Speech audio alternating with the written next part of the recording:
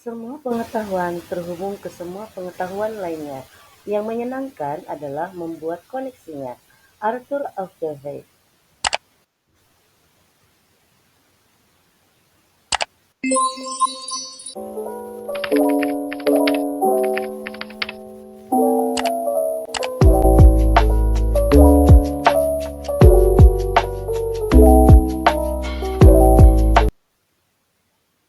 Assalamualaikum warahmatullahi wabarakatuh. Salam dan bahagia Bapak dan Ibu Guru. Berjumpa kembali dengan saya, Nurmala Hasibuan, calon guru penggerak Angkatan 8 SMA Negeri 2 Padang Sidimpuan. Video ini adalah koneksi antar materi modul 2.1 pembelajaran berdiferensiasi. Apa itu pembelajaran berdiferensiasi?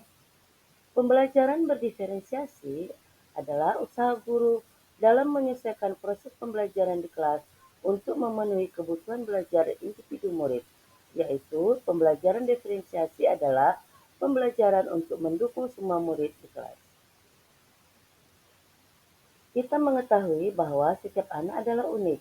Mereka punya kelebihan dan kekurangannya masing-masing. Begitu pula dengan minat, gaya belajar, kebiasaan, pola pikir, kemampuan literasi, dan lain-lain pasti berbeda kan? Nah, oleh karena itu, disinilah diperlukan usaha guru untuk dapat memenuhi kebutuhan belajar murid yang berbeda-beda agar mereka merasa nyaman saat belajar di kelas dan tentunya tujuan belajar dapat tercapai. Bagaimana cara untuk dapat melakukan pembelajaran berdiferensiasi di kelas?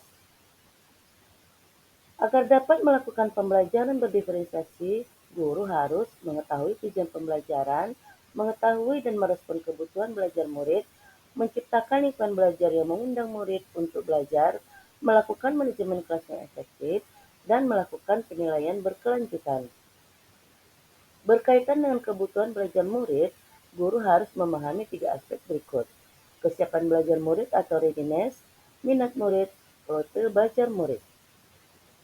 Kesiapan belajar murid mengharuskan guru untuk menilai pengetahuan awal dan menentukan apa yang telah murid ketahui dan di mana murid berada.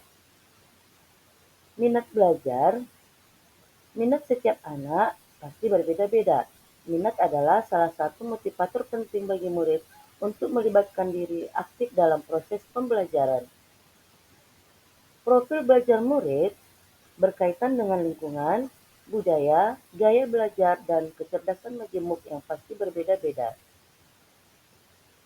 Kebutuhan belajar murid dapat diidentifikasi berdasarkan cara-cara berikut, yaitu mengamati perilaku murid-murid, mengidentifikasi pengetahuan awal, mereview dan melakukan refleksi terhadap praktik pengajaran, berbicara dengan guru murid sebelumnya, membaca rapot murid di kelas sebelumnya, dan menggunakan berbagai penilaian formatif dan diagnostik.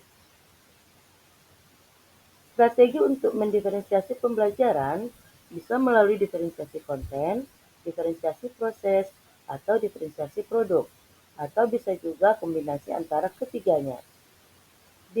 Diferensiasi konten berkaitan dengan apa yang kita ajarkan, seperti materi, konsep, atau keterampilan yang perlu dipelajari berdasarkan kurikulum. Mendiferensiasi konten bisa dilakukan dengan membedakan pengorganisasian atau format penyampaiannya, bukan mengubah atau menurunkan standar kurikulum. Diferensiasi proses, kegiatan yang memungkinkan murid berlatih dan memahami atau memaknai konten, dengan cara membedakan proses yang harus dijalani oleh murid.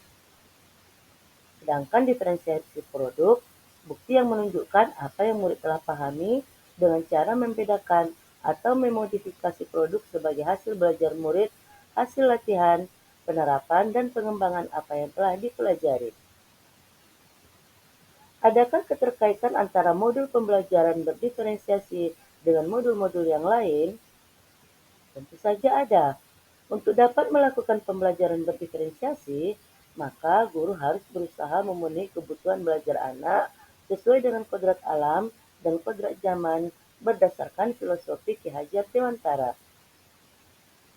Dalam melakukan pembelajaran berdiferensiasi, seorang guru penggerak harus berpihak pada murid, reflektif, mandiri, kolaboratif, dan inovatif untuk menciptakan pembelajaran-pembelajaran berdiferensiasi agar dapat memenuhi kebutuhan murid.